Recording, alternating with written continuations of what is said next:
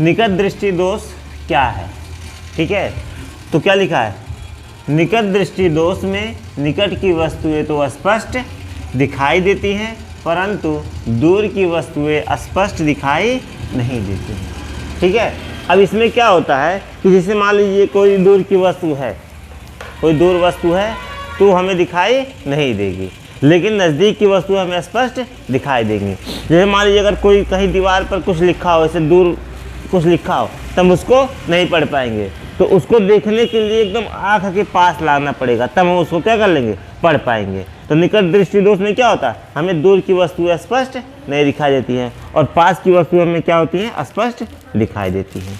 ठीक है, तो और इस दोष को दूर करने के लिए किस लेंस का, अवतल लेंस युक्त चश्मे का प्रयोग किया जाता है। देखो अगला प्रश्न क्या है, श्वेत प्रकाश का विक्षेपण क्या है। ठीक है, या वर्ण विक्षेपण किसे कहते हैं, ये प्रश्न इंपॉर्टेंट है, पेपर में पूछता है। तो इसका जवाब क्या होगा, जब सूर्य का श्वेत प्रकाश किसी प्रिज्म से गुजरती है तो वह अपने मार्ग से विचलित होकर प्रिज्म के आधार की ओर झुककर विभिन्न रंगों में विभाजित हो जाती है।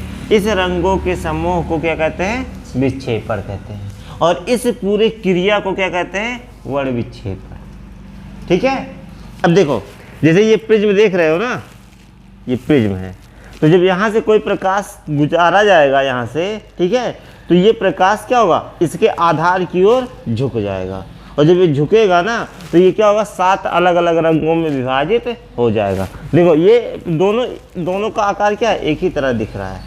ठीक है, अब इसमें देखो क्या है, जैसे कोई सूर्य का प्रकाश प्रिज्म में डाला गया तो ये अपने मार्ग से क्या हो जाएगा, विचलित हो जाएगा, यानी जाना चाहिए कहाँ, सीधे, लेकिन नीचे की तरफ क्या हो जाएगा, झुक जाएगा।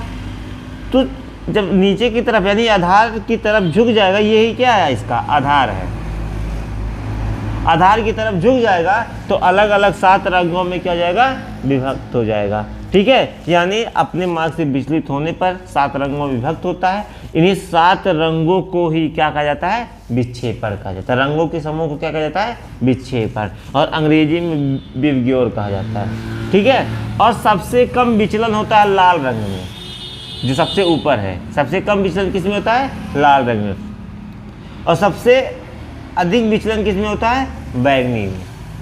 ठीक है, इसीलिए सबसे कम प्रकीर्णन किस में होता है, लाल में, और सबसे अधिक प्रकीर्णन किस में होता है, बैंगनी में होता है। ठीक है, तो समझ में आ गया, इसको नोट कर लेना, और ये सब जितने भी क्वेश्चन लिखवाए जा रहे हैं इसको याद कर लीजिए।